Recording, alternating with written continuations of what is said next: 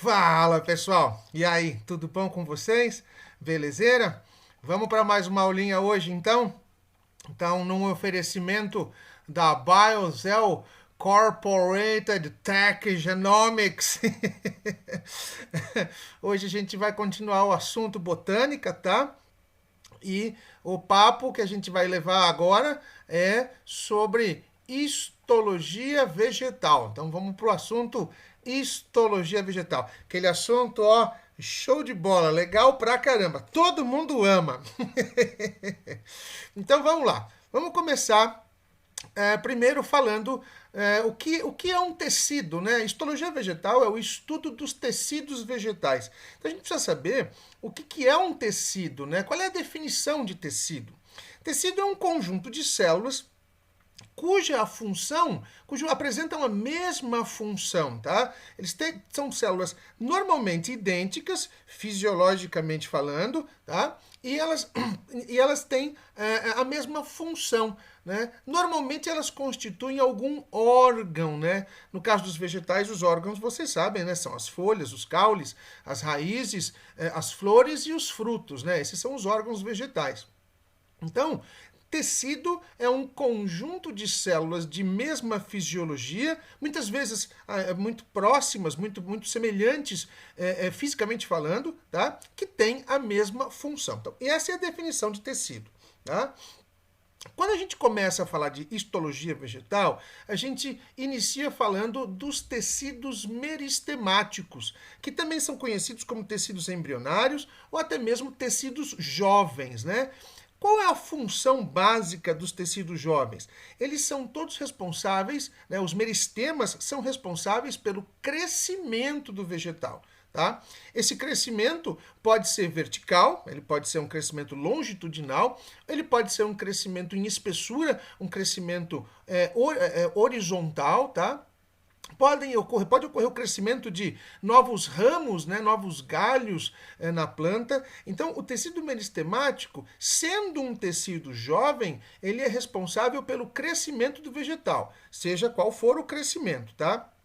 Todo tecido meristemático é responsável por crescimento. Daqui a pouquinho a gente vai ver que nem sempre o tecido meristemático é um tecido jovem. Ele pode ter se tornado adulto e retornado ao estado jovem, tá? Mas isso a gente vê daqui a pouquinho.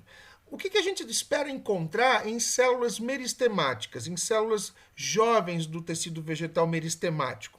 Bom, primeiro a gente encontra a situação de que elas estão intensamente se dividindo. Elas estão realizando muita mitose em grande quantidade, tá? São células que têm intensa divisão celular. Tudo bem? São células que ainda não sofreram nenhuma forma de especialização. A gente diz que elas não são células diferenciadas.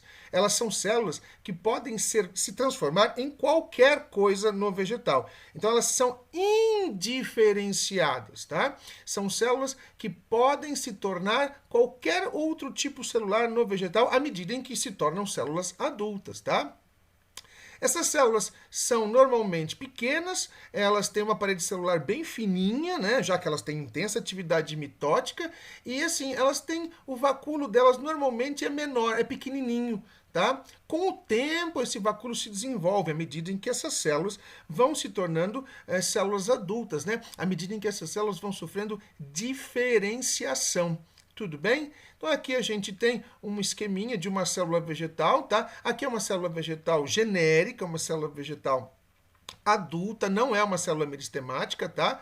Você repara, ó, ela possui o núcleo, o vacúolo aqui é bem grande, daí a conclusão de que não é uma célula meristemática. Esse desenho está mais aqui para ilustrar o slide. Tudo bem? Belezinha? Vamos para o próximo slide então, queridos. Olha lá. Antes da gente começar a falar propriamente do tecido meristemático e aprofundar a nossa discussão aqui sobre esse tipo de tecido, eu preciso definir para vocês duas coisinhas. Primeiro, o que é diferenciação celular? No caso dos vegetais, quando a gente está estudando histologia vegetal, nada mais é do que o processo de maturação de uma célula jovem em uma célula adulta. E no que isso consiste? A célula, à medida em que ela vai sofrendo maturação, ela vai adquirindo uma função definida. Lógico, essa função é definida pelos genes que ela possui em seu núcleo, né? À medida em que a célula jovem vai amadurecendo, vai se tornando uma célula adulta, ela adquire uma função específica e ela vai exercer essa função ao longo de toda a sua vida, tá? Exceto no caso dos meristemas secundários, que daqui a pouquinho a gente discute. Aliás, um meristema primário, uma célula jovem, que constitui o meristema primário, que já se desenvolveu, já sofreu diferenciação e já é uma célula adulta, ela pode sofrer um processo de reversão. Ou seja, ela já adulta, ela pode retornar às suas características embrionárias. Então, veja bem, a gente tem uma célula meristemática, tá? Que sofreu maturação e se transformou numa célula adulta. Essa célula adulta já tem função, já tem atividade, já faz tudo certinho. Mas, em alguns casos, essa célula adulta, ela pode regredir e voltar a ser uma célula meristemática primária de novo. Ou seja, ela sai da condição de adulta especializada e volta para a condição de célula jovem não especializada, não diferenciada. Tudo bem? Esse mecanismo a gente chama de desdiferenciação. Desdiferenciação, tá? Então, uma célula jovem sofrendo maturação e virando adulta é diferenciação. Uma célula adulta, já com função pré-definida, voltando a ser uma célula jovem, a gente chama de desdiferenciação. E adivinha o que acontece com uma célula adulta quando ela volta a ser jovem, quando ela sofre desdiferenciação? O que você acha que acontece? Ela volta a ter atividade reprodutora, ou seja, ela passa a sofrer de novo intensa quantidade de mitose. Ela volta à capacidade de se transformar em qualquer tecido. É como se ela se transformasse numa célula tronco, tá? É o mesmo processo, é o mesmo mecanismo. A desdiferenciação é a conversão de uma célula adulta em uma célula totipotente, uma célula que pode vir a exercer outras funções, que pode sofrer maturação e se converter em um outro tipo celular diferente daquele original, né? Diferente daquele que a célula tinha antes do mecanismo de desdiferenciação. Tá belezinha? Vamos para o próximo slide, então, queridos? Olha lá. Quando a gente fala de meristemas vegetais, de meristemas primários, a gente está lembrando sempre de alguns tipos de tecido que vão dar origem a tecidos adultos, né? A gente acabou de falar isso no slide anterior. Então, o meristema, quando ele é primário, ele pode dar origem à epiderme, ele pode dar origem ao córtex e ele pode dar origem a tecidos de preenchimento dentro da célula, a saber, dermatogênio, periblema e pleroma. Eu sei que esses nomes são terríveis, tá? Mas a gente vai ver outros nomes mais facilzinhos de decorar daqui a pouquinho. Quando a gente fala de meristema secundário, são dois os tipos de meristema que a gente encontra: o felogênio e o câmbio. Então vamos discutir um pouquinho cada um desses tópicos no próximo slide. Vamos lá. Meristema primário, a gente encontra ele principalmente no ápice das raízes e dos caules. Quando a gente fala ápice, não quer dizer alto. Ápice quer dizer ponta, quer dizer extremidade. Então, na extremidade das raízes, na extremidade dos caules, a gente pode encontrar meristema primário. A gente também encontra meristema primário no que nós chamamos de gemas laterais encontradas no caule. Então dá uma olhadinha no cursor aqui no nosso desenhinho, ó, o cursorzinho está aqui, ó. Isso daqui é o ápice de um caule, né? É um ápice de um caule. Aqui eu tenho o meristema apical, também chamado de gema apical, tá? Se você reparar, ó, aqui a gente não é mais o ápice, né? Aqui também é meristema, tá? Aqui também é meristema. O procâmbio é o amarelinho, viu? Cuidado, procâmbio é o amarelinho. Essa bolinha que você está vendo aqui também é feito de meristema primário e a gente chama de gema lateral.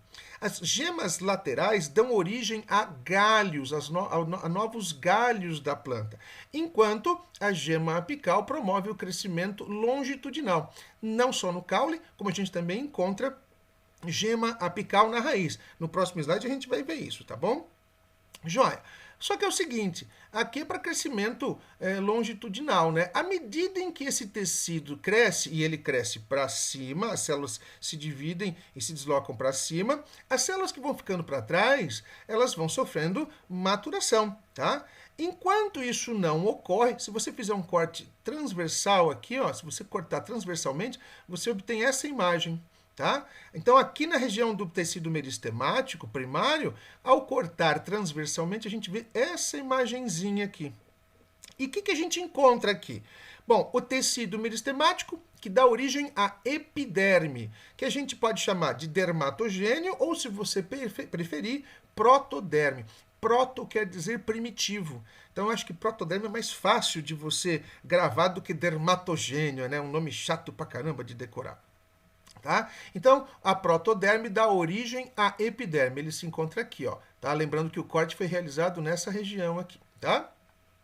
Aí vem o periblema, nominho danado. O periblema pode ser chamado de região fundamental, mas eu acho que o mais fácil mesmo é meristema fundamental. O meristema fundamental é um tecido que vai gerar, quando ele se tornar adulto, o córtex, né? Vai formar uma espécie de parênquima que preenche o caule do vegetal, né?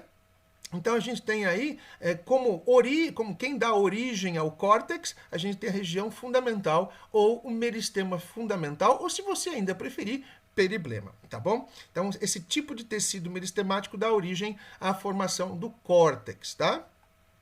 E aí vem o mais importante, né? Que é aquele que dá origem aos tecidos de condução, tá? Então é o seguinte, quem dá origem a tecido de condução, normalmente é um tecido chamado câmbio, né? Mas tem um tecido que dá origem ao câmbio, e esse tecido a gente chama ele de procâmbio. Então o procâmbio, tá, é o tecido meristemático que vai originar um tecido chamado câmbio. Tá bom? Origina um tecido chamado câmbio. E esse tecido câmbio, depois de diversas modificações, vai dar origem ao xilema e ao floema. Daqui a pouquinho a gente vê isso, tá? Então, ó, que a gente está vendo aqui, ó o procâmbio aqui, ó, é o tecido que vai dar origem ao câmbio, que por sua vez dá origem aos tecidos condutores, né? A gente costuma dizer que o procâmbio forma o cilindro central, né? Dá origem ao cilindro central aqui. Tudo bem? Belezinha? O outro nome do procâmbio é pleroma, mas esse nome também é realmente difícil de gravar. É interessante você saber, vai que cai numa prova de vestibular. Mas se eu fosse você, eu me preocupava com os nomes mais modernos. Protoderme, meristema fundamental e procâmbio. Tá legal? Vamos para o próximo slide então, queridos. Aqui a gente tem uma animaçãozinha, né? Isto é uma raiz. Talvez não seja muito óbvio, mas essa raiz ela está aprofundando, ela está crescendo para baixo no solo aqui, né? A tentativa é de que ocorra a impressão em você de que ela cresce para baixo. Nessa porção cinza aqui, a gente tem o meristema apical da raiz. E essas células estão se dividindo intensamente. Repara que elas estão dando origem a novas células aqui, ó, novas células. E essas novas células são pequenininhas. À medida em que o tecido vai aprofundando no solo, as células que vão ficando para cima na raiz, elas vão se tornando adultas. E uma evidência clara disso é que, olha, o tamanho delas está aumentando. A célula está crescendo. Então, ela está sofrendo maturação. Ela está se tornando uma célula adulta com função. Tá? Ela está adquirindo uma função. Então, aqui a gente tem as células verdes aqui, são o xilema, né? Originários do procâmbio. Aí, a rosinha, ó, a rosinha aqui, ó, a rosinha está aqui do ladinho, ó, é o floema. Então, quem dá origem a esse tecido? O procâmbio. Tá? A gente tem aqui as celulinhas azuis adultas, já, ó, que são o periciclo, quem deu origem, aqui, ó, meristema primário. E a endoderme, aqui do lado, tá? A endoderme aqui do lado, também originada a partir de meristema primário. Tudo bem? Vamos para o próximo slide, queridos. Aqui eu acho que fica bem mais claro nessa figura, tá? Eu tenho aqui a porção inicial, né? Próximo ao ápice de uma raiz, um corte próximo ao ápice da raiz, e aqui eu tenho um corte já mais na região superior dessa raiz. Então, repara que esse corte aqui, eu vejo o tecido meristemático primário. Então, eu tenho o dermatogênio, aqui, ó, que vai dar origem à epiderme, o periblema, tá? Que vai dar origem ao córtex, e o pleroma, que dá origem ao cilindro central. Se a gente faz um corte um pouquinho mais acima na raiz, o que é que você percebe? O que é que você vai notar? Que o tecido aqui em cima já se tornou um adulto, o tecido aqui já se especializou, já se diferenciou. Tá? Então, o dermatogênio deu origem a um tecido adulto conhecido como epiderme. Periblema, tecido adulto conhecido como córtex. Pleroma, tecido adulto conhecido como cilindro central. E aqui ainda vai ocorrer diferenciação, viu? Esses tecidos ainda irão se especializar à medida em que o tempo passa e eles cada vez mais se tornam células adultas. Tá legal? Então dá uma olhadinha aqui no próximo slide, olha lá. Vamos falar um pouquinho de meristema secundário. A gente já falou do primário, né? Então, o que é um meristema secundário? É um tecido que era adulto e sofreu desdiferenciação, ou seja, retornou ao seu estado embrionário, readquirindo a capacidade de realizar muitas divisões celulares, muitas mitoses, tá legal? E, claro, a capacidade de se transformar em um outro tipo celular, tá? Como é a segunda vez que esse tecido adquire características embrionárias, é esse o motivo do nome meristema secundário. É a segunda vez que esse tecido é meristema. Então, por isso, meristema secundário. A gente só encontra meristema secundário em plantas que possuem crescimento horizontal, que plantas cujo caule cresce em espessura. Então a gente só vê isso em gimnosperma e a gente só vê isso nas angiospermas do grupo das dicotiledôneas. Monocotiledônea não cresce em espessura, tá legal? Monocotiledônea não tem esse tipo de crescimento. Tá? Então ele é comum em gimnospermas e dicotiledôneas, promovendo o crescimento em espessura, tá? Tem dois tipos. Vamos começar a falar do felogênio. Então, se a gente pegar um corte transversal aqui do caule, de uma região já onde a gente já repara, já percebe a existência de células adultas, você vai ver que o felogênio é esse conjunto de células aqui, ó. Essas células eram células adultas, sofreram desdiferenciação e se tornaram o felogênio. Na realidade, elas eram células da região cortical, eram células do córtex, tá? Aí elas sofreram desdiferenciação, voltaram a ser células embrionárias, voltaram a ser meristema, pela segunda vez, meristema secundário. Se essas células, que agora têm intensa capacidade de divisão, crescerem, se dividirem, se multiplicarem no sentido centrífugo, ou seja, fugindo do centro do caule, essas células dão origem a um tecido chamado suber, tá? É um tecido epidérmico de revestimento de proteção, dão origem ao suber. Se essas células se desenvolverem, crescerem, se multiplicarem, sofrerem divisão celular e expandirem-se para o lado oposto, ou seja, no sentido centrípeto, em direção ao centro do caule, vai formar uma estrutura, vai formar um tecido chamado feloderme, tá? Tudo isso, a feloderme, o felogênio e o suber, esses três fazem parte de um tecido maior que a gente chama de periderme, né? É a epiderme periférica do caule, tá legal? Então, de novo, o felogênio dá origem, crescimento centrífugo, suber, crescimento centrípeto, felogênio. Felogênio, feloderme e suber, os três juntos, a gente chama de periderme, tá legal? Vamos ao próximo slide, então, vamos lá. O próximo tecido meristemático é o câmbio vascular. Então, se você reparar aqui, ó, nós temos um corte, tá? De novo.